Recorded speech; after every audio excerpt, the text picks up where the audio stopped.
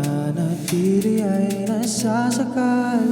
Nahihirapan nating mga damdamin, hindi malaman kung paano aaminin. Naubos na ang luha at mga salita.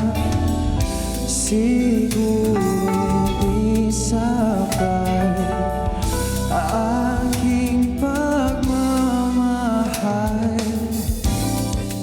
Hintayin ko na maramdaman mo, ito na ang dulo.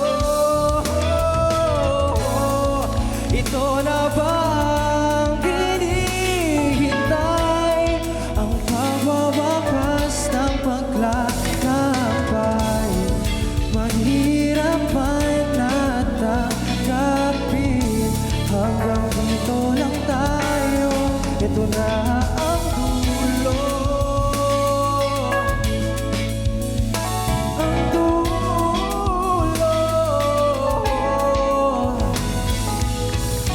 Hanggang dito lang tayo. Ito na ang dulo.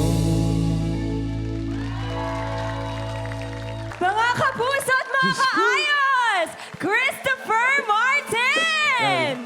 Grabe, alam niyo ba guys, kinakabahan daw si Tuntun sa backstage pero parang wala Hindi, naman kinabahan yun talaga ako. sa'yo. Parang binalik ako sa dati. Sabi ko nga yung pag nagpo-prod dito, okay lang eh. Pero Oo. pag contest na pala siya, Iba. parang akong baguhan ulit. Hindi totoo kasi bata pa lang ako, pinapanood na kita eh. Dahil ito siya edad natin, hindi pwede alam nila 21 Pero lang aminin ako. nyo, kinilig kayo doon. Feeling nyo si Tuntun from Twin Hearts. Diba? Iba ka talaga dun. Pero wait lang, syempre, hindi naman ako yung judge dito. Oo, eh. Parang isa yun na lang, parang kinakabahan ako sa kanila. eh. Okay Ayun na ako na sa nga. sinabi mo actually. Okay ka na doon. Takpan mo na lang yung mga tenga mo kasi eto na ang the ones. The ones! Alam mo, mga idol kayo mga yan. Ayun. Alam mo ano?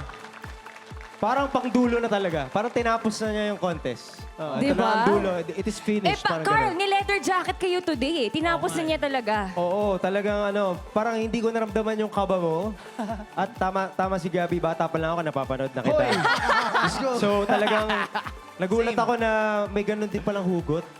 Isang matinee idol na kagaya mo. Kaya ako nag-leather kasi pinapanood ko yung mga videos before. Lagi naka-leather. So sinasabi mong gusto mo ba maging parte ng the ones? Oo, mga ano kami. Ha, ayoko, wala. Solid yung mga yan. Hindi natin dadagdagan. Hindi ako, pero na-appreciate ko yung rendition mo. Napaka-challenging ng areglo, honestly. Yes. Yeah. Oh, challenging ang areglo. Pero naramdaman ko yung, parang ito na, it is finished. Ito na yung finish line. Pero sana hindi ito ang dulo sa pagkanta mo. Makita ka pa sana namin kumanta ng maraming pa. Thank you. Thank you so much, the ones. Pero wait, may phone-in question ako for you guys. Saan naman ang galing yung dulo? Anong hinanakit naman yung pagsulat ng dulo na yan? Dahil kay Kokoy. Si Kokoy talaga yun eh. Yes. Si Kokoy yung nag-star ng music video namin sa dulo. Oh. Pero yung dulo kasi, ito ay para sa mga tao na yung na-realize mo na hindi na talaga mag-work. Kaya lang dahil mahal mo siya, aantayin mo siya makarating din dun sa point of realization na yon. So Diba? parang tinanggap nyo na lang pareho. Yes. Pero ang kwento nun is, hindi lahat ng makikipaghiwalay sila may kasalanan. Minsan, nauna lang talaga silang makarealize na hindi na ito mag-work. Aray ko. Grabe. And that's called maturity. O, diba? Grabe. Thank you so much, the ones.